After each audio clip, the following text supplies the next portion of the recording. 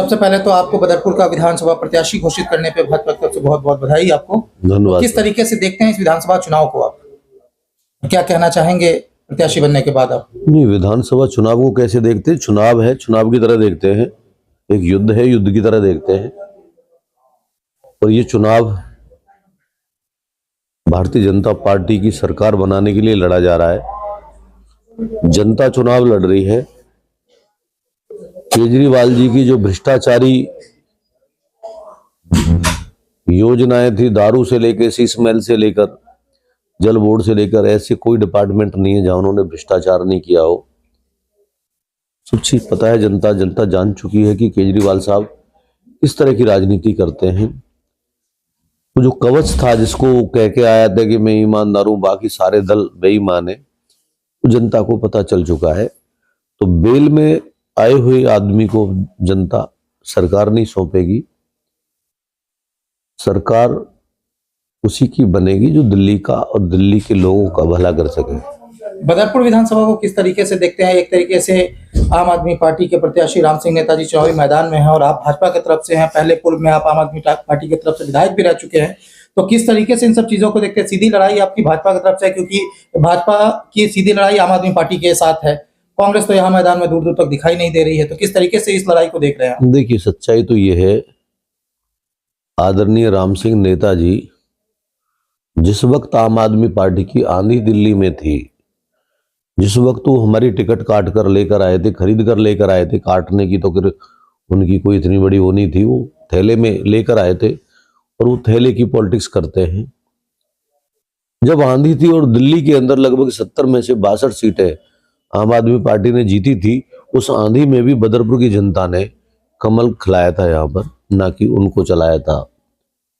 अब की बार केजरीवाल साहब की नीतियों को देखते हुए, उनके भ्रष्टाचार को देखते हुए लोग उनसे कट चुके हैं। आम आदमी पार्टी को अब की बार दिल्ली में लगभग 10 से भी कम सीटें मिलने की उम्मीद है। सरकार तो बहुत बाद की चीज है, 10 सीटें भी नहीं, वो बड़े बड़े नेता भी हार रहे हैं।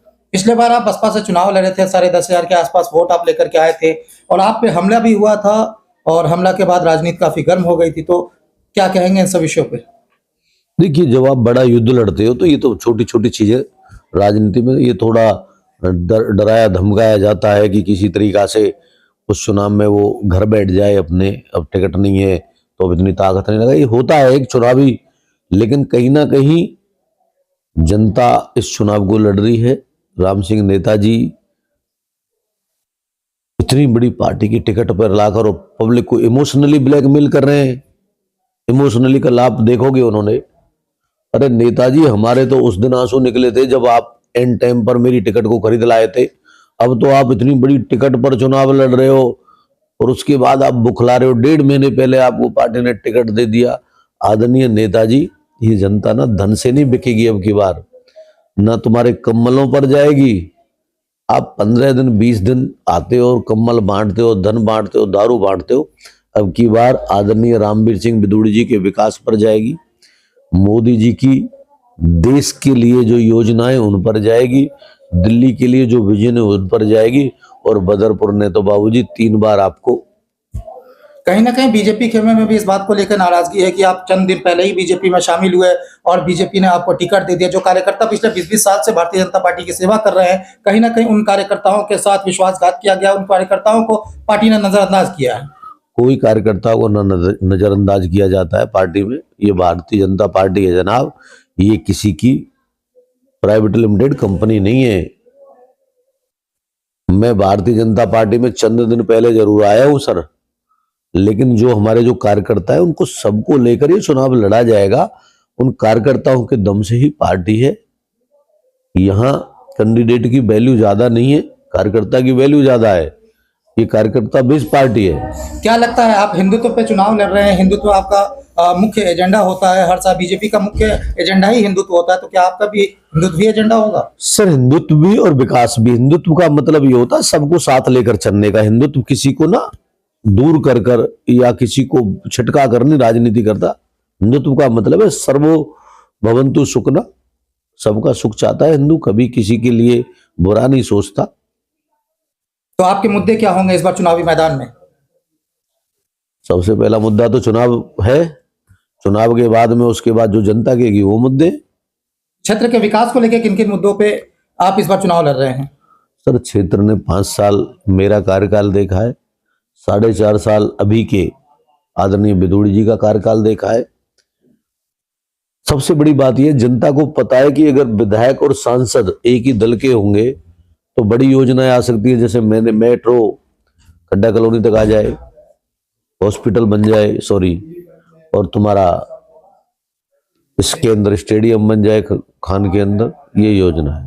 रामवीर बिदुड़ी जी ने बहुत पहले यहाँ पे एक हॉस्पिटल का उद्घाटन भी किया था 100 बेड का, मगर आज तक वो हॉस्पिटल नहीं बन पाया। नहीं, रामवीर बिदुड़ी जी ने किया था तो उसके बाद में वो नहीं रहते कि राम सिंह नेताजी, मैं भी रहा था, मैं भी नहीं बना। हॉस्पिटल क्यों नहीं बन पाया? मैं भी नहीं बना। नहर पार की जनता आज तक एक हॉस्पिटल, ढंग का सरकारी हॉस्पिटल नहीं है जहां पे नहर पार की जनता अपना इलाज करा सके। सर, नहर पार की जनता को छोड़िए, वहां पे कुछ भी नहीं था। ये सारा जो हुआ है आदरणीय बिदुड़ी जी के नेतृत्व में हुआ है। घोटू घोटू गड्ढे होते थे, ऐसा नहीं है कि हॉस्पिटल के बाद भी और बहुत सारी चीज हुई है। ग्रिड भी बनी है, स्कूल्स भी बने, कुछ चीजें दिक्कतें थी उस बिल्डिंग, उस जमीन पर कुछ इश्यूज रहे होंगे, लेकिन यह है कि अब की बार योजना में, क्योंकि पहले जब भी हमारे आदरणीय बिदुड़ी जी जीते, वो नेता विपक्ष भी पहली बार बने, पहले तो वो विपक्ष में बैठे थे। जब आप सरकार के साथ नहीं होते हो तो आपकी पावर इतनी नहीं होती है।